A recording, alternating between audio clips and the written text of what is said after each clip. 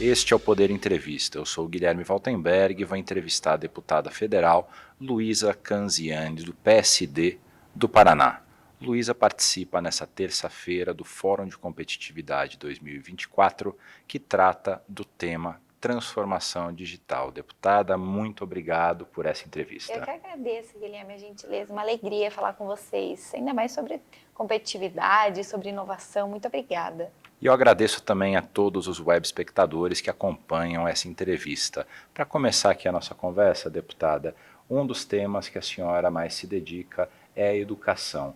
Como a transformação digital pode impactar a educação pública no Brasil? Olha, é super importante essa pergunta, até porque a gente também estava falando sobre isso agora no último painel que participamos aqui no fórum.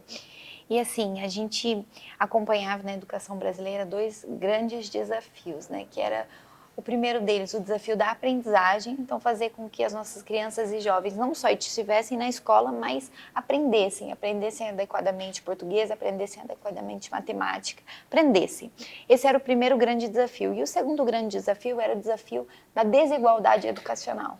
Então, fazer com que as crianças de diferentes estados, de diferentes condições e contextos socioeconômicos, elas pudessem aprender adequadamente, reduzindo esse gap, né, das desigualdades educacionais. Ocorre que, com a transformação digital, com a revolução digital, esses dois grandes desafios, que ficaram ainda mais evidentes na pandemia, eles precisam estar necessariamente acompanhados desse desafio da inovação, o desafio da literacia digital. Então, de fato, a gente vive um grande desafio mesmo enquanto país, né? O desafio da desigualdade educacional, o desafio da aprendizagem, incluindo o ingrediente da inovação, da tecnologia, do desafio dessa revolução tecnológica que a gente vive.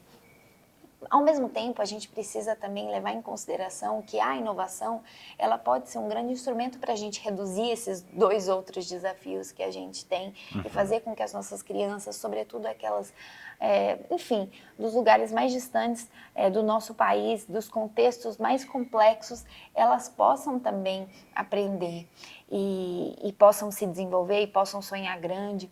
Então, assim, são muitos os desafios, né, como a gente está falando, mas a inovação, ela pode fazer com que a nossa educação também dê um salto, com que as nossas futuras gerações, elas possam terem perspectivas de futuro cada vez melhor se a gente, obviamente, preparar o nosso país para isso com políticas de inclusão digital e com outras políticas necessárias.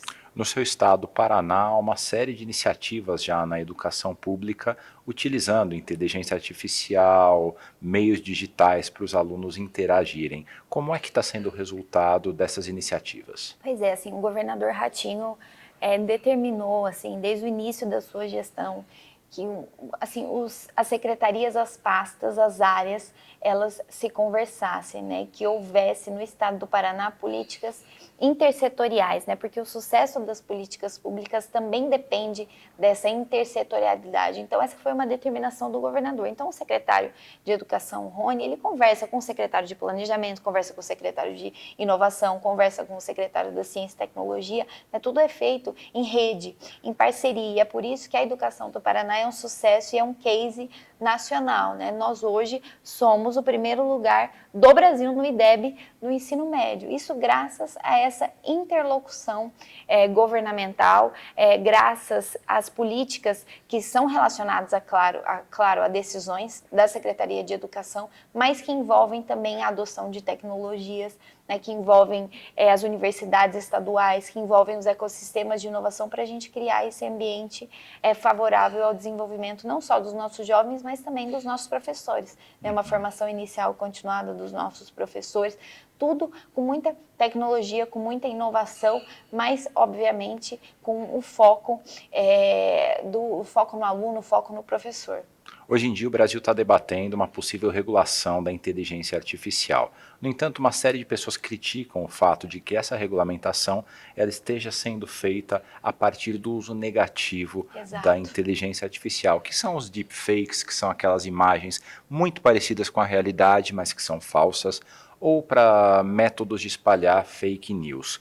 Como a senhora, como deputada, pode não interferir, mas como a senhora está vendo esse processo e como que a política pode conduzir uma regulamentação que, ao mesmo tempo que ajude a combater os efeitos negativos da inteligência artificial, não impeça que os usos positivos sejam uma realidade no país? Muito importante, Guilherme, essa sua provocação, porque de fato hoje a gente está vivendo, na minha percepção, uma distorção até em relação ao debate da inteligência artificial, né? A inteligência artificial já ajuda muito a economia do nosso país, a redução das desigualdades sociais do nosso país. A gente vê no estado do Paraná mesmo inteligência artificial, e nós já conversamos sobre isso, inteligência artificial ajudando, né, os professores na correção das redações dos alunos. A gente vê inteligência artificial sendo responsável pelo combate ao desmatamento, tantas coisas boas que a inteligência artificial tem nos ajudado enquanto sociedade, enquanto indivíduo, né? Quando a gente trava o celular com reconhecimento facial, a gente está falando de inteligência artificial. Quando a gente descobre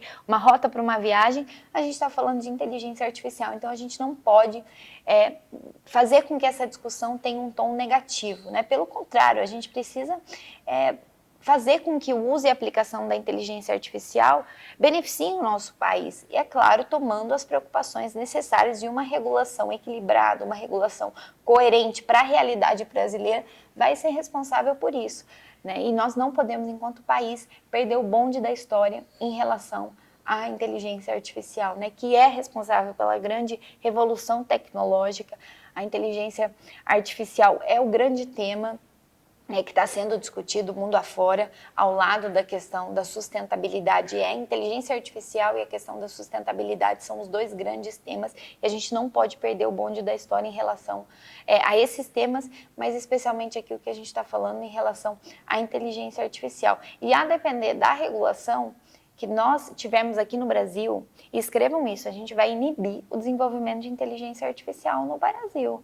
Né? Se, por exemplo, a gente tiver uma regulação muito complexa, o custo de conformidade para principalmente os pequenos e médios desenvolvedores vai ser gigantesco, e vai inibir o desenvolvimento da inteligência artificial no Brasil.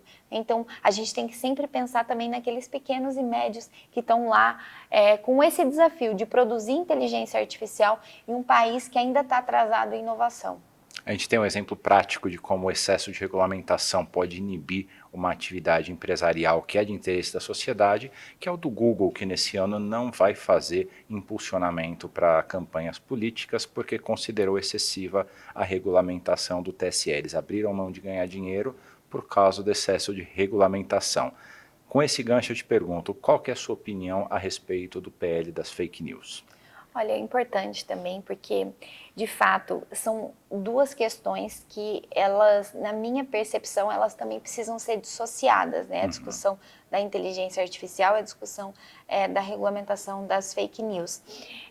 Como também acho que o tema de direito autoral também não deve entrar numa regulação de inteligência artificial, são discussões complexas demais para elas se misturarem. É claro que elas se relacionam e elas terão pontos convergentes, todas elas, mas elas precisam ser analisadas com a peculiaridade e com o critério que cada uma merece.